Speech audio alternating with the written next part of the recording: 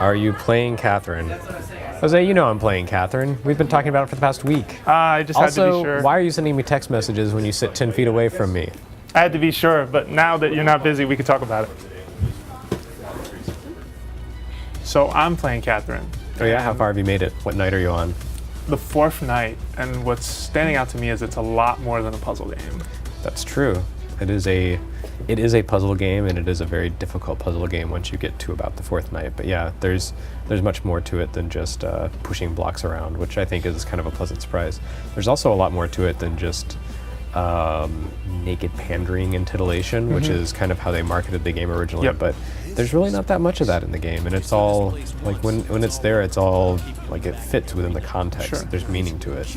And this atmosphere, it's definitely typical of an Atlas game.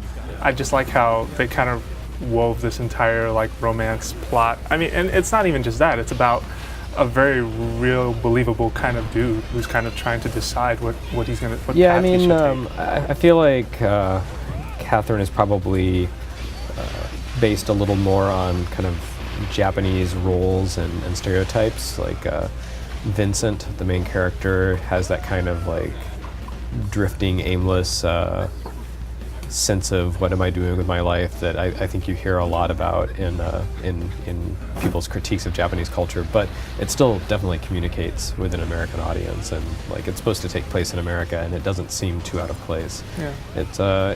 It's an interesting game because it's very clearly from the people, you know, the lead people who created the most recent Persona games, Persona 3 and 4, because it's structured very much like those.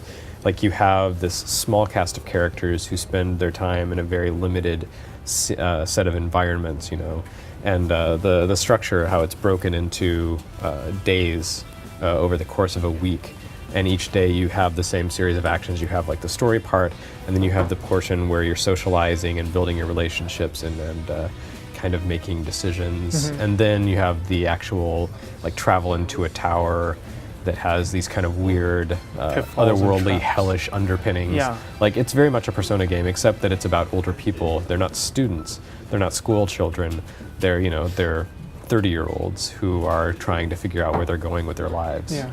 I found some of the socializing, specifically the text messaging, very interesting, because it's something that I hadn't seen in other Persona games before, where you're kind of choosing how to respond and how you really want to say something to Katherine. I like that a lot, because like the context of you know, interacting with the two Katherines, the coquette who Vincent cheated with, and his longtime girlfriend who wants to settle down and get married. Like, to me, it's very natural. Like it fits the context of a social situation. It also takes out, you know how in like in BioShock, whenever you interact with someone, you don't really interact with them. There's always this pane of glass between you and them. Yep. So that, I don't know, like there's kind of this separation. It seems very artificial. This is the same thing, except it doesn't feel artificial because your schedules don't sync up, and so you're communicating with them with text messaging like you would in real life. Yeah. And it allows you to kind of work through these like prearranged scripts that determine your tone and how you build your relationship with these characters. Sure. But there's kind of this wishy-washiness to Vincent that comes through because you like choose one option for text, and then he's like, if you decide you don't want to respond that way, then he's like, no, that's not what I mean, no. Oh, so he'll cut you off and not choose. Oh. No, I mean like when you delete an option delete and go back, that's right. like Yes. it's basically like he's waffling. Okay. So yeah. like it all fits. Feels It's all very sometimes like clever. you're waffling as well because of the way they set up that morality system. Because there are clear points where they want you to answer a question, and they're judging you on it, and it almost feels Right, that doesn't bother me. What bothers me is that anytime you make a response, like the game's kind of biases are displayed nakedly with this little meter with an angel and a devil, so there's no subtlety about that. And I feel like that system would have been vastly more effective if they hadn't had that little pop-up appear to let you know kind of what the game is thinking or which direction you're heading. Like if that sort of thing were just invisible and you didn't really know, it would be much more convincing, much more seamless. okay.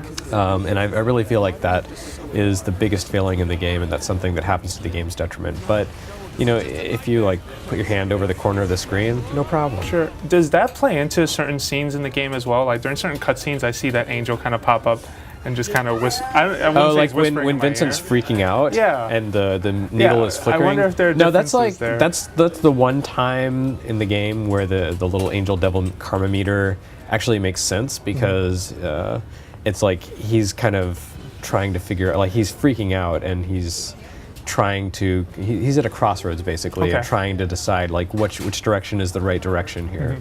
So like I think that works, and it's kind of a clever little representation of his inner turmoil, but outside of that it's kind of meh. All right. Well, I'm gonna go back to playing it, but so far it's awesome. Yeah, the choices you make do have impact not only on the ending, but also there's one stage toward the end of the game, like the next to last stage, where that situation is determined by the choices you've made throughout the game. And I won't say too much, but like there are two possible outcomes to that stage. Were you happy with yours?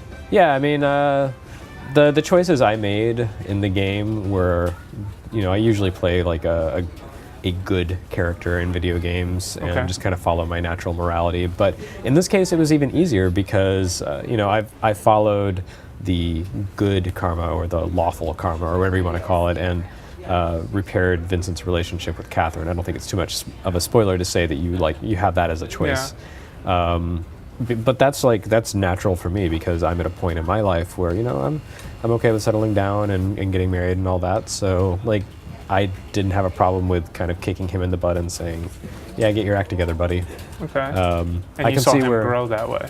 What's that? And you got to see him grow that way as a character then. Right, and it was actually convincing. Like I feel like even though he did do a lot of waffling, there's enough character development not only in the like the interaction scenes in the bar, but at the landings between each of the puzzle levels.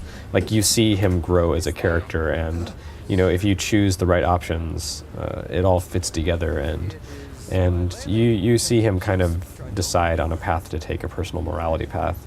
And to me that added a lot to just the raw puzzle mechanics. I mean, as a block pushing game, it's really good. It's challenging and tricky, and there's some parts that just left me stumped. But I think the things that are around that game, like around the pure mechanical they stand portions, out a lot. Yeah. they really add something to that game, and they make it, they push it to be something much more than it could have been. And I was really impressed with it, and I really admire Atlas for creating something so completely offbeat and so just different from the norm, but that works so well. All right, I'm gonna get back to that. I'll let you get back to it. All right. All right.